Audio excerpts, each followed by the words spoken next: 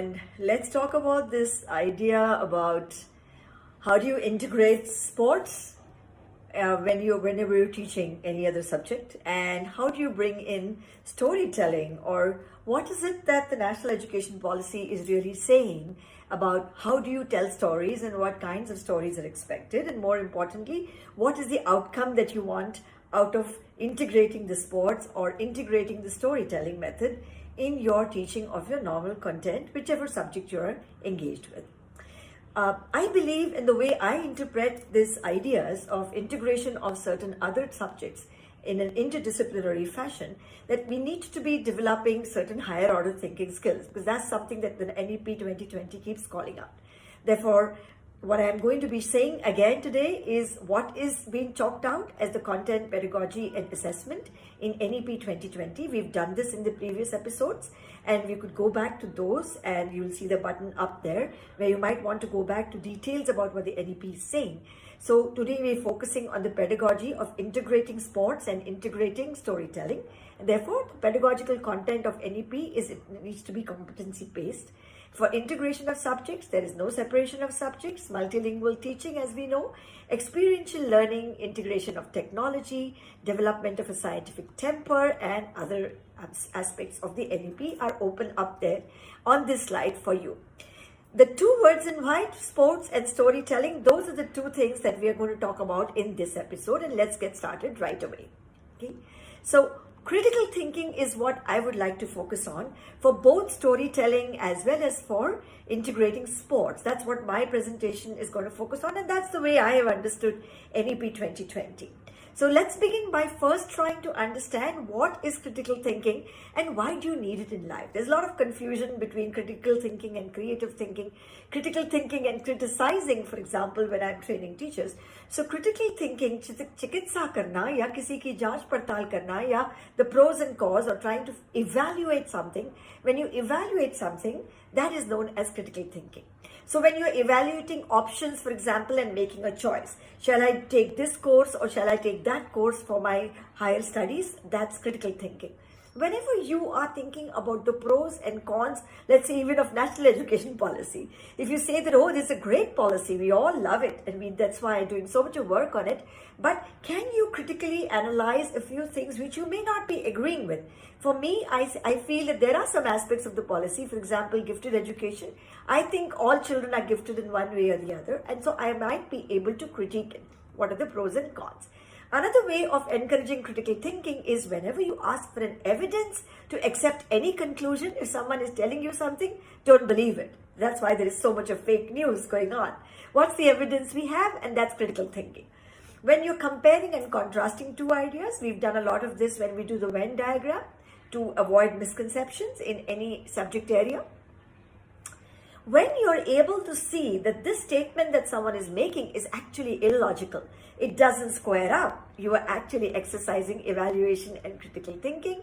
When you're reading deeply, actively, questioning as you read, clarifying text as you read, predicting as you read, it's critical thinking. And lastly, whenever you're developing perspectives, whenever you're exploring beliefs, why would you vote for this party and not that party? Do you know why? What is it that you stand for? What are your values which you would not compromise, and so on? Which is the way in which you would look at a certain situation? That is also critical thinking. Now, all of this, when we practice it continuously, it is expected to lead us to a fair-minded intellectual honesty. And what else can we aspire for as educators except this in our students? Getting straight into a discussion on what can we do with sports integration. Okay. Now, let's not make it very frivolous. Let's not say that, okay, while they're playing football, they'll also sing a song, or while they'll play football, they'll also practice some poem, and therefore I'm integrating language and sports. No, we are trying to see how can we have certain challenging discussions around sports. And I will have another section of some challenging discussions with storytelling. I've chosen the game of football because we just had the World Cup and Argentina did so well and Messi is a star and we were all hooked to it. And who doesn't love a good game of football? Now, while I am talking about football, I could bring up a critical thinking like this. I believe that there are two variables that can influence the game, and you might add more and do educate me by putting it into my comment section. I have not been a football player. I was a basketball player. Okay. So there are two variables. One, the distance of the goal post, okay, and the height and the size of the player, along with, of course, the dexterity of moving the ball and the agility on the field and so on. But there are these two variables. Okay? So can we critically examine the following? How does each of these factors influence the game of football? Which means, will you not select students who are short, but they are very dexterous, they are very agile, and they love a good game? Would you not select them? And then you have children who are crying, and they're not really picked for the school team. And so does this factor really influence the game? If it does, why does it influence it? Could be one line of discussion. Another could be, what would be the effect on the game if one variable is changed? Let's say I reduce the distance of the goalpost, or change the distance of the goalpost, or change the location of the goalpost. What's going to happen? What will happen to the other formations on the field? We don't do it, of course. But when I'm saying I'm integrating sports, what I'm saying is I'm taking the medium of sports to develop critical thinking. I'm taking the medium of art to develop critical thinking. I'm taking the medium of ICT to develop critical thinking. That's what the National Education Policy is hopefully expecting of us. That's the way I have understood it as an educator. Now, if we end up with a problem, like let's say we do select students who are not very tall, how will we solve that? Because we need to want to give everybody an equal chance. So this is critical thinking. Then we have seen a lot of violation of the rules, a lot of violence on the field where football is concerned. We see a lot of violence of language even on the tennis courts. We see so much of abuse even on the cricket pitch. Okay? Now, why does that happen? Can we have a critical discussion around this? Is there any way in which we can avoid this? How can we prevent such things from happening in the future? So this is my way of thinking of integration of sports for higher order thinking as suggested by the NEP 2020. Okay. Do put your suggestions in the comment box and we can have a discussion on this. Meanwhile, I'm going to tell you a story because they're also talking about integration of storytelling. They just say that, integration of storytelling, but how do you do it is left to us. So we can't be converting everything into a story, right? If I'm teaching frequency and sound and physics, I can't create a story out of that. I mean, I can, but I don't want to reduce it, so much that children don't then see the value of learning about physics totally.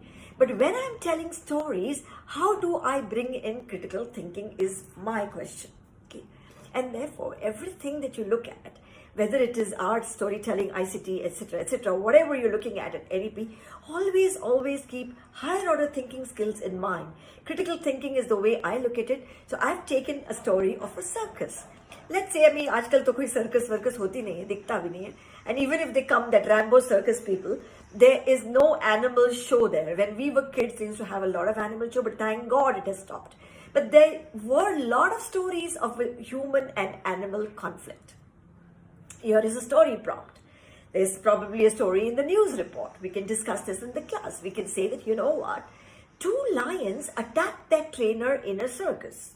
If there's no circus, you can also say a zoo. Okay, they attacked them in the enclosure. 2 lions. Now, here is what critical thinking starts. Here is where it starts. Who was responsible for what happened? By saying who was responsible, I'm not saying that something happened in the story. I'm just saying, ideologically, morally, who was responsible for, is it okay to cage these animals? Is it okay to beat them, train them, and so on? Now that this has happened, now that they've attacked a human, okay, superior animal, and therefore the human decides what can be done and not done to the animals, what should happen now? Children are very upright. Children are morally correct. Children are just and fair. They will tell you exactly what should be done. Adults may not think like that. So what should happen now? We can have a discussion on what are the responsibilities that we should have towards animals. Now here we bring in all animals, and there are so many stories with animals. Jataka Tales is full. Panchatantra is full of animals generally helping each other. Okay? So what are the responsibilities towards all animals, the street animals, the zoos, wildlife? We love to go for safaris, the animals that we eat, the non-vegetarians, that is. Is it fair to put animals in captivity? How can we know whether the animals are happy at all or unhappy? I love my dogs and we feel that they're very happy. All of us have pets, but are they really happy? We give them a lot of love, shelter, care, protection, but would they be rather free is a discussion that can generate higher order thinking, critical thinking from a small story of a human-animal conflict. This is the way storytelling should come into our curriculum. I would extend this critical thinking. I might say, is it really necessary to conduct research on animals? And if it is, in what conditions should we accept this research? These are deep discussions to have amongst our children in our classrooms when they're young, so that they begin to think, they begin a fair-minded intellectual honesty as they lead their life as adults. We need to be conscious and not use brands that do animal testing. A lot of makeup brands do it, for example, and we should abhor them. But then sometimes when we are trying to find vaccines, like we were trying to do for the pandemic, then we do test on animals. Under what conditions is this acceptable? These are the kind of discussions that should happen to storytelling. So I talked to you about sports and critical thinking, storytelling and critical thinking. This is the concluding episode of National Education Policy 2020, and this is why I wanted to say that we have learned by rote memorizing for generations. Tota Panchi, parroting, whatever we learn, that's the way we learned. But the NEP 2020 is emphasizing a shift from this traditional Indian way of learning, and it's saying focus on thinking skills. My concern is, and I'm just laying it bare up there, however, unless we model and remodel our assessment pattern, whether it is a board examination or entrance test to higher education after school, and unless we imbue them with questions that actually examine critical thinking, we are not going to do it. There will be policies and marvelous documents, but we're not going to do it. Schools will continue to take the easier and therefore the tragic route out. It's tragic because it's memorized and therefore forgotten. Memorize, write exams, forget about it. We don't want to do that. We want to change this in our classrooms. We want to change this in our schools. We want to change it for our country. That is why we must adhere to what the National Education Policy 2020 is telling us. Do like and subscribe to our channel. This is Devika Nadig signing off for Shikshangan Education Initiatives. See you in some other episode.